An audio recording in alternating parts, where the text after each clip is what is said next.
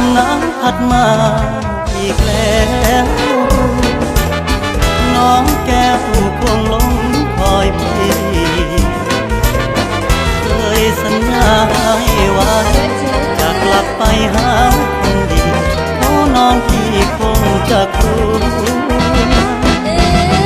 ลมหนาวพัดมาอีกคนหนาวกระมนหัวใจปวดยามหนาวมาห่างน้องเจ้าคงมองและคร่ำครวญลมหนาวจะหวนกลับไปฟ้าเอ่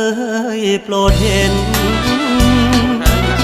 ฟ้าโปรดเป็นพยานให้ความรักยังไม่คลอนนิรันด